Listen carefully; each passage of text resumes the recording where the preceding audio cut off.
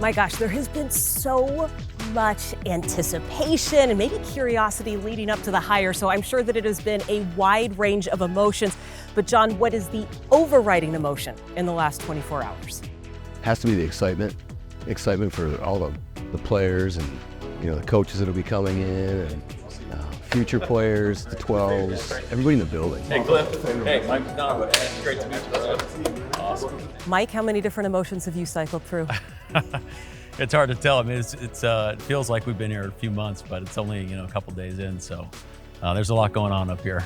Yeah, maybe it'll take a while for it all to kind of play out. Bit, absolutely. Just a little bit. John, we've been waiting for this hire for what feels like forever. How long has Mike been on your radar?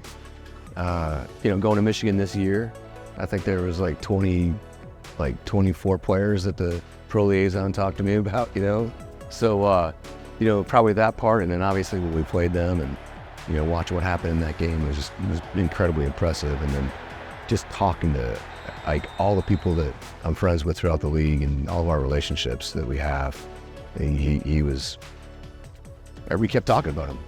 Mike, your career path makes for such an interesting story. Your age is part of that. I am sure that at times that felt like something maybe you had to talk your way into or around or to overcome. But how did your age and your unique football background become an asset and something you could take advantage of? Great question. I think you're in a spot to connect with your players. And, I didn't really have much of a life coming out of college, so I spent a lot of time studying and talking to folks and just trying to do the best job you can as, in the job that you had, and didn't have a lot of commitments outside of it, just being a young guy. So just spending a lot of time around the game, around the guys, being able to connect with them. I think that's what helped. There you go. Set, hit, tight scrape. That a baby? Good. There it is. Good. Get out. Set. Boom. Break. There. Woo! No drops today. All right, let's go now. Let's go. You have also found a way to get the best out of all of your players, whether it was Aiden Hutchinson at Michigan, whether it was the 5 Pro Bowlers that you coached on defense this year. What's the secret sauce? Connection. You got to connect with your guys. You got to understand them. You got to build relationships. And again, you're trying to create situations for your players to have success. So how do you do that? Well, you ask them to do things that they do well, and so you got to identify what they do well, and that comes through a lot of hard work. And you do that, and that's where you go from it. John, you've scouted him as much as you've scouted any player, I'm willing to bet, in the last 10, 14 years. What do you think the secret sauce for him is?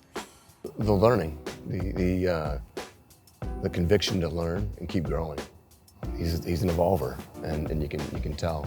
I mean, you talked about his age. I was still toting the rock, scoring touchdowns when he was born.